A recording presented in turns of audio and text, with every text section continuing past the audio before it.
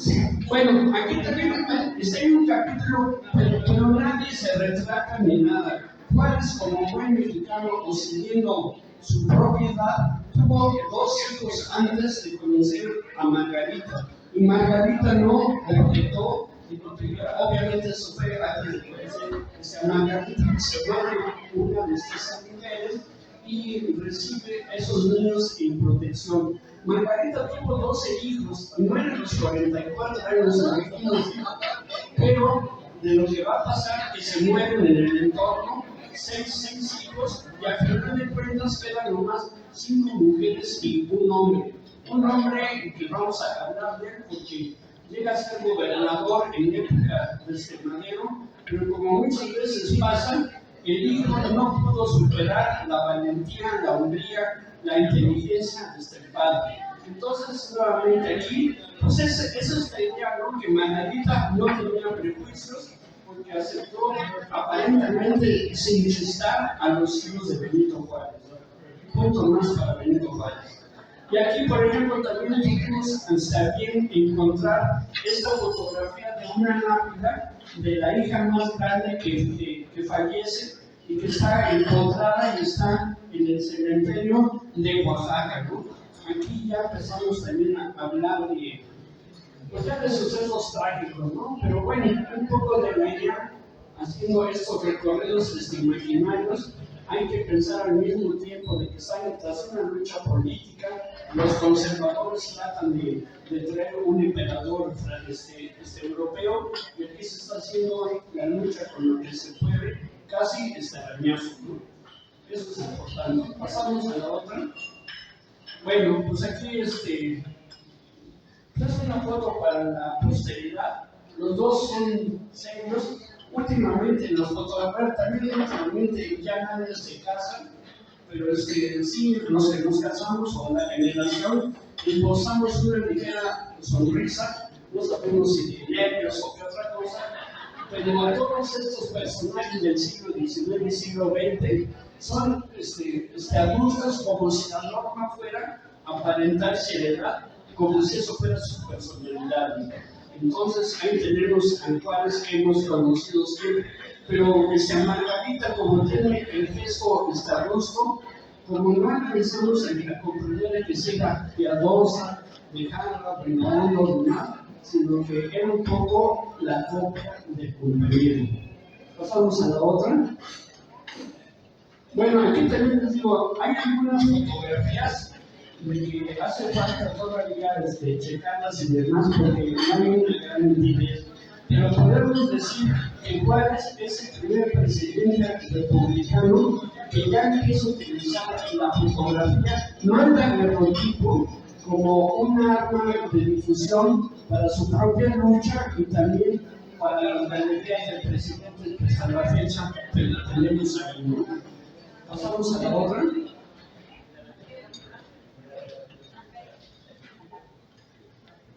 Sí, bueno, lo interesante aquí es un poco abocarnos que gracias a sus estudios y además de que fue expulsado por Santana, que le manda a Guadalajara, Colima, Panamá y Nueva Orleans. Fíjense que ya en Nueva Orleans es donde conoce a los liberales, no nos conoce en México, no nos conoce en Veracruz, sino todos andaban en el exilio y entonces eso da una facultad de conocerse y de empezar a emprender una gran lucha para sacar a Santana de este país.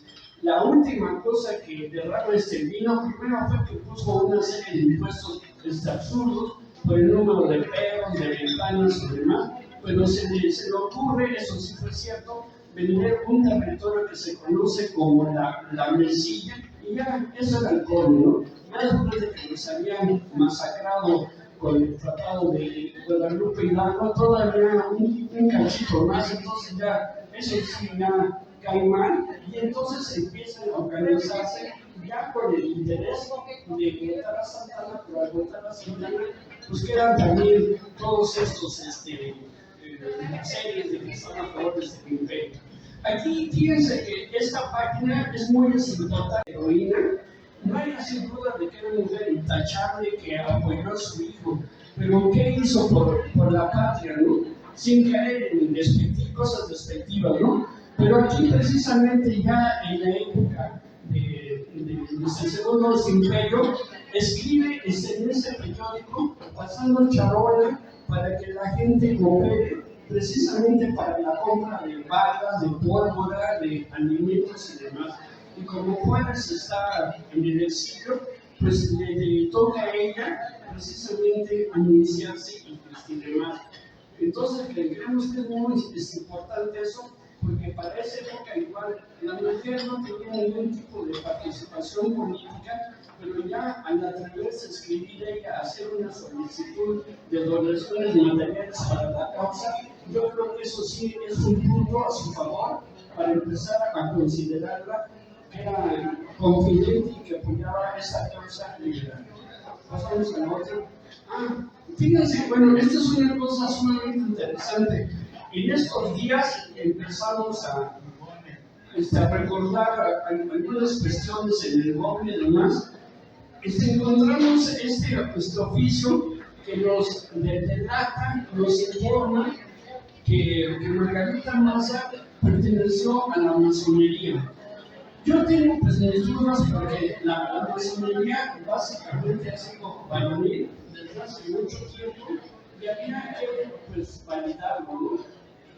En el caso mío, en épocas de la prepa, yo fui a GEF y nomás había puros hombres, no había mujeres ni vestigio de eso.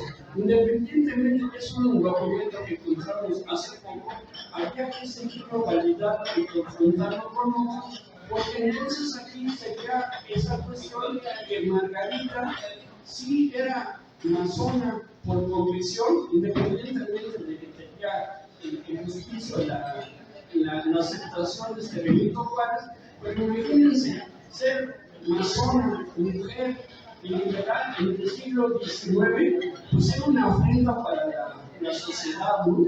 Entonces yo creo que hay que seguir indagando sobre este documento para ver esa realidad y demás. Es un documento largo y da muchas señales, pero en la bibliografía que llegamos a consultar no lo llegamos a ver.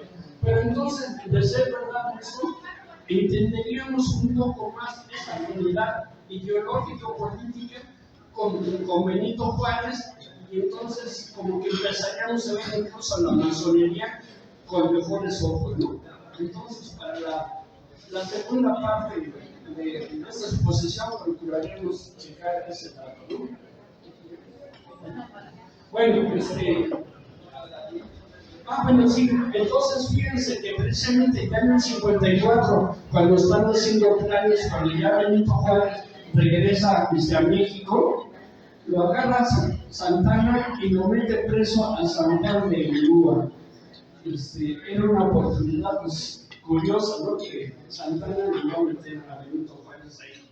Incluso hay una representación de unas rejas en que estuvo preso Juárez, una vista panorámica desde lejos de Ulúa, y entonces Benito Juárez pasa a ingresar parte de esta historia de presos famosos que estuvieron recluidos en San Juan de Ulúa. Pasamos a la otra. Sí, bueno, les decía un poquito antes de eso, cuando está en el exilio, no tiene que ir sin ningún dinero, no le mandaron dinero a Margarita.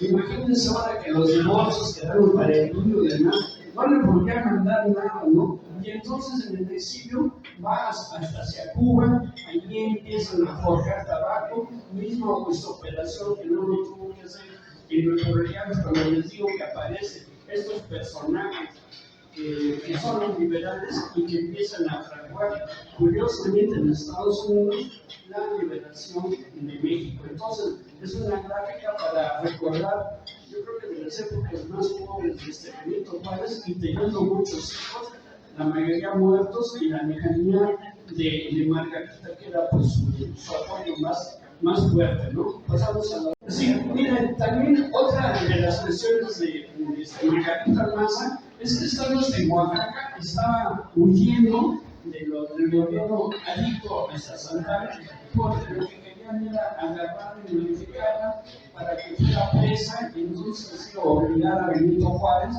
pues, a que regresase a capitular esa lucha. Entonces ella, siendo primera dama, tuvo que hacer las labores de comercio. Allí en Metla abre una tiendita que sería como un ocio, porque ahí revelan que vendían maíz, frijol, cigarros, y todas esas cosas que pues no son tan necesarias, ¿no? Pero aquí es para reforzar esto, ¿no? Que ella, lejos de Juárez de recibir algún apoyo, tuvo que abrirse paso con estas medidas económicas. Pasamos a la otra. Bueno, aquí ya,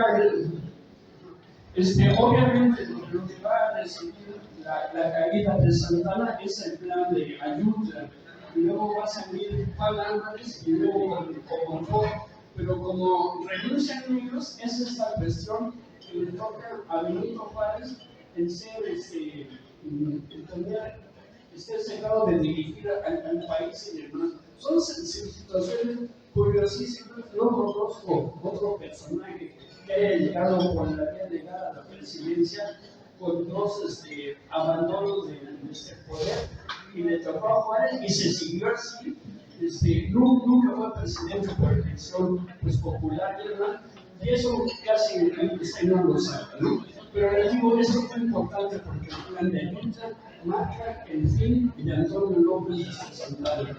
Aquí lo que tenemos ya a los amigos, y también va a ser muy interesante porque Benito Juárez perdió a muchos amigos, incluyendo a Guillermo Prieto.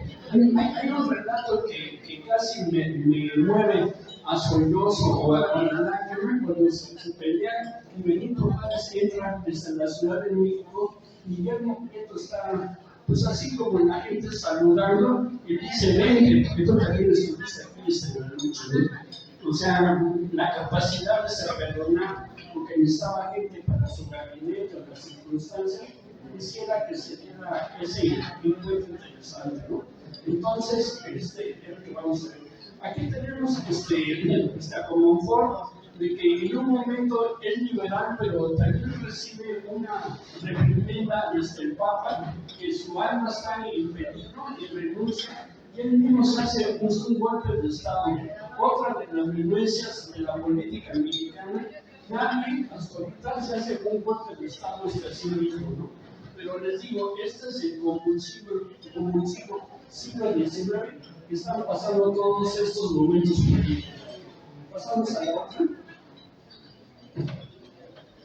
Sí, bueno, entonces aquí nos vamos a presentar la copia del acto de la Constitución del 57, que me tocó mirar cuando estuve trabajando en el Archivo General de la Nación. La resguardé un viernes, me fui a mi casa, estaba la del 17, la del 24 y esta, y cuando regreso a trabajar este lunes, no estaban las constituciones. Nunca he sentido tanto pavor en México, porque obviamente el domingo se la llevaron a la presidencia, pero no me avisaron, y imagínense el terrible que vivió. Entonces en el 57 va a ser el crisol de muchas de las demandas que se estaban buscando, que tenían incluso antecedentes desde la Revolución Francesa, pero que todavía faltaban muchos puntos. Lo principal en ese momento era acabar con el fuero militar y con el fuero eclesiástico. Bueno, yo voy a dejar de aquí para que siga grabando. Muchas gracias. Gracias,